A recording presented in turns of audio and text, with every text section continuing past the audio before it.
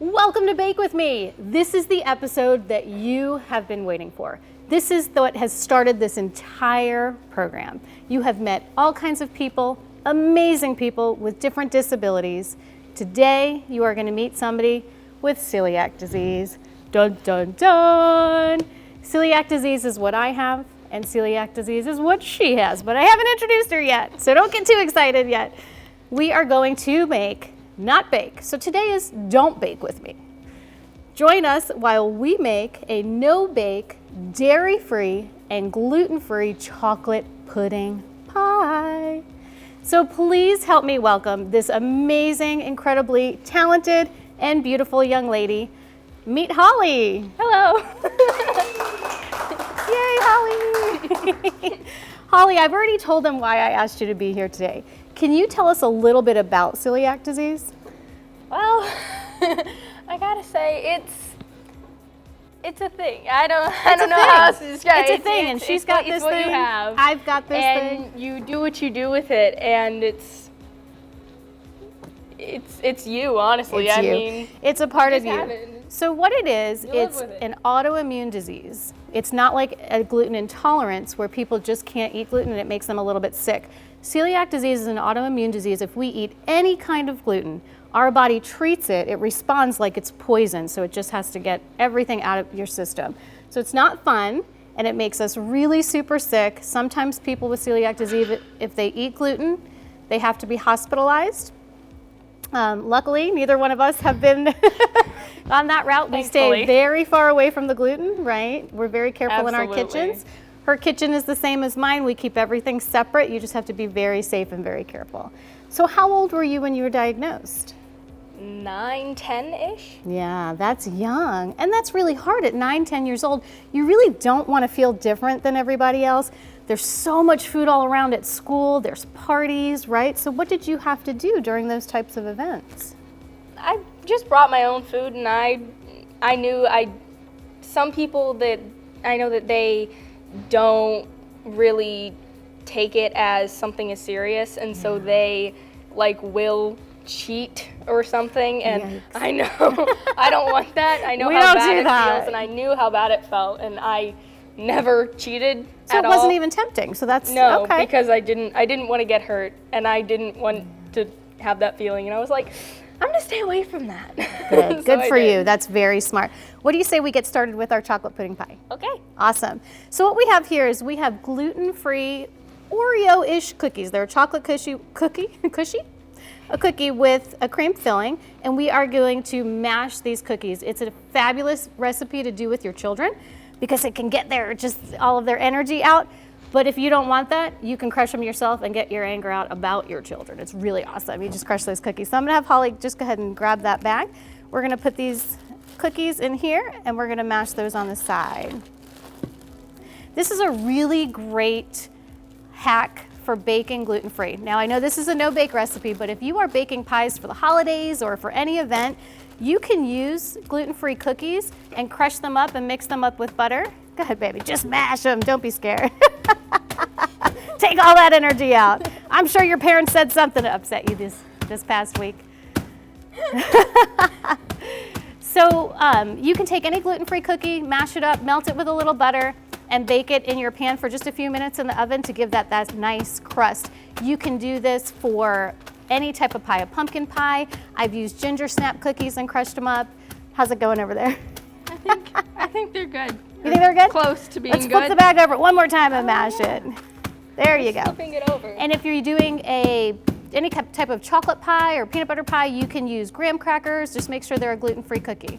I think it's all good. All right, you think we're good? Let's think we're put good. those cookie crumbs into the bowl. You really only need like 1.25 cups of the cookie crumbs, but sometimes I like to go all out because I like a thick crust. So can you get in there? Dump those in here. Because we have to be dairy-free and gluten-free for Miss Holly, we have melted some margarine. You can use butter if you don't have to be dairy-free, but for our purposes today, we use a non-hydrogenated, there we go, that's good, perfect. So we are just gonna dump that margarine right into our cookie crust. La, la, la, la, la, la, la.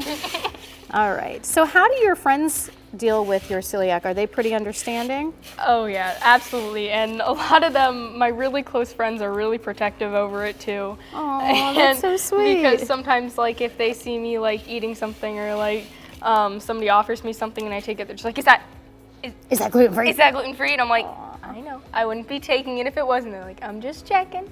But that happens sweet. all the time. That's but, awesome. Yeah, I mean, a lot of them, once they learn it, they're just like, oh, they're just like, it must suck. And I'm like, well, it is what it is, you know? And people say that to me all the time. They're like, I couldn't do it. And I'm like, no, if you got as sick like, as you I got, you could, trust me. Absolutely. You just don't even want to mess with it. All right, baby, grab that pan for me, and we're gonna put it right in the middle there. And look at this beautiful crust we're gonna have automatically just by crushing some cookies and melting some butter in it. Isn't that nice? It's nice. It looks yummy. Yeah.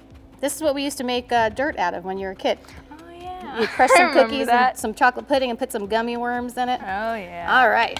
Like, Actually, elementary we're school going to need that bowl, flashbacks. so we're going to empty all this out.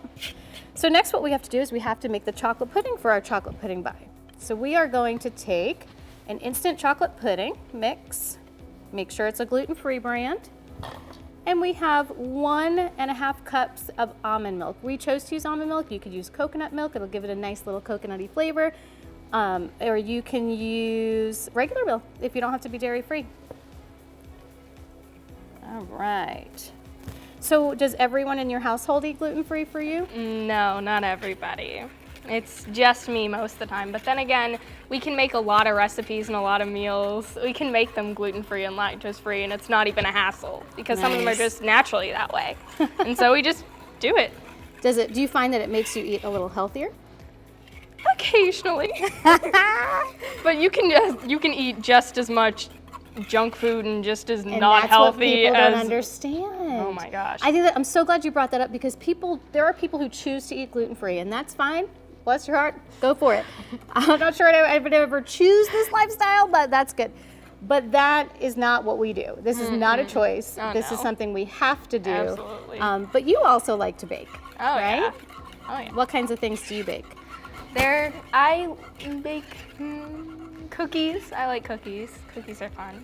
And then there's also this one recipe that it's a chocolate kind of pie cake brownie thing, and I don't know how to describe it. A pie cake brownie thing? Yeah. I love it. We're going to have to do that on this show. Look at this. This amazing Wow. ingredient just showed up. We should probably use it in our pie. What do you think? Probably. I would think so. So this is coconut Cool Whip. You can make your own. I tried it. It didn't work for me. So I bought a tub of Cool Whip. What do you know? So what we're gonna do is once you've got that pudding mixed nice and good, we're gonna drop our Cool Whip. You wanna take that? Yep. Yeah, stir it real good. Give it a good toast. Come on, use them muscles. Holly is a dancer. She does ballet, and she does tap, and she does jazz. That's what I was gonna say. All right, let's take this guy out. All right. And we're gonna put that over there. We are going to dump in, look at that. You wanna taste? Oh, that's good. Is that good? That's really good. So do you travel at all with your dancing? No, I do not. Okay. I guess you could say that we travel to places in Orlando, but not really. We just recently performed at Dancing for Diabetes at the Bob Carr. Oh, that's fantastic. That's a great organization. So with you being so athletic, you probably have to eat a little bit more often. Oh, yeah. So tell me how you prepare for a day like that of when you know you're dancing all day. I definitely pack a lunch, pack a lot of food, really. It's mainly like what I eat for school. I have fruit and I have like cold like turkey or something, just like something from the deli. And I pack maybe like a juice and maybe some other things, maybe like a protein bar or Perfect. something else. That's I good. don't So know. do you always, like with me, I always make sure I have something, some sort of bar, something gluten-free in my purse that if I run into a situation or I wind up on a deserted island, I don't know, it could happen. I don't go to islands, but it could happen that I have some sort of snack with me. Most of the time, yes, but I'm mainly at school most of the time. So you just have to make sure. There's probably nothing, there's probably nothing on the school menu that you can I eat. bring So my you lunch always- every day and have every been day. since 3rd grade. Since 3rd grade. I think Wow. since before then even. But, Yeah?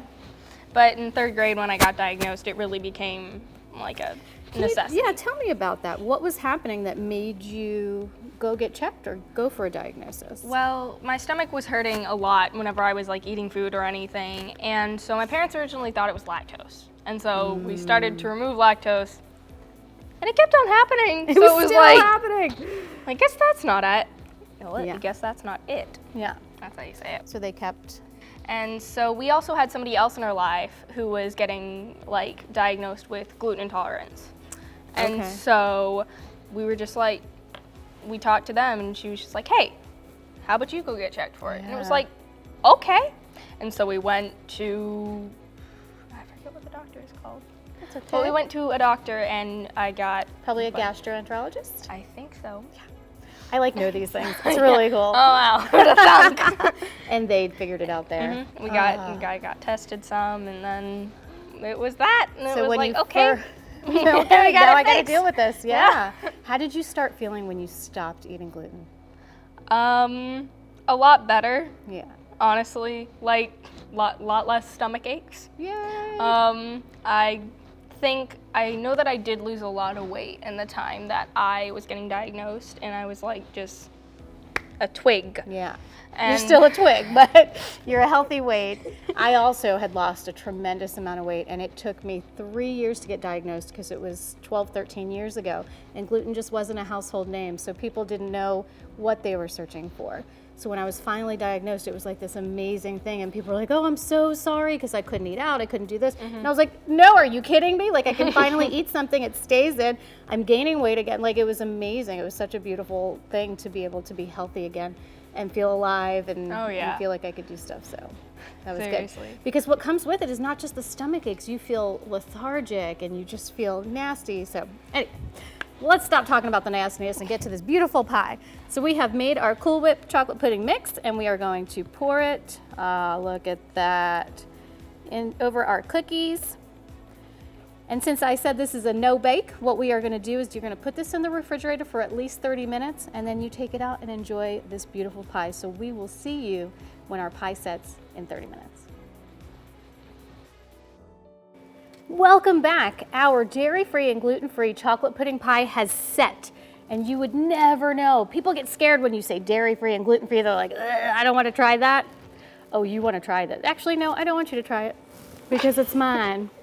All mine. Oh, I'm just kidding. I'll share with you. What about mine?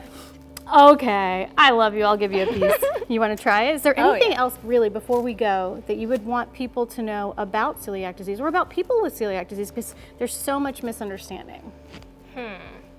It's not a choice. Absolutely, it's not a choice at all. Who would choose that? Oh gosh, it's not a choice. People like, I go out to restaurants and everything, and it's like, oh, you're gluten free, and it's kind of like, no, it's medically necessary. Right. It's And I definitely don't- not a choice. I'm sorry, I don't eat out anymore because of that, but there was one time when I had first been diagnosed, I thought I'd try it, and I ordered a salad, and it came out with croutons on it. And I was like, oh, I can't eat that, and they're like, oh, pick them off.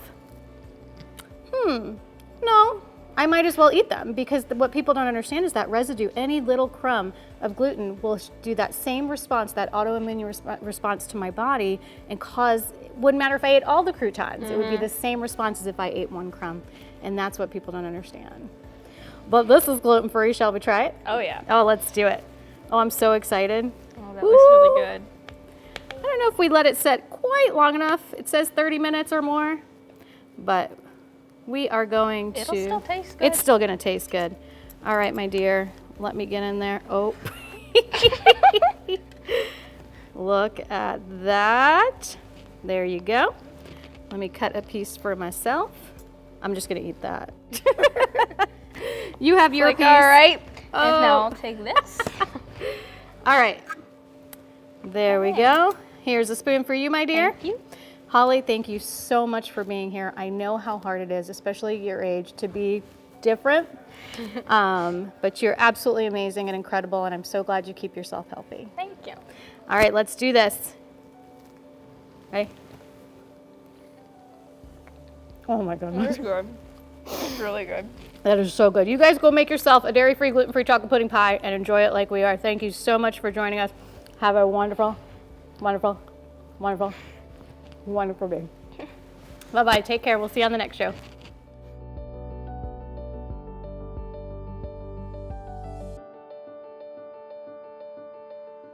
Thank you so much for watching. If you want more information on the disability that you learned about today, click the link below and please subscribe to our channel. Peace, love, and happiness.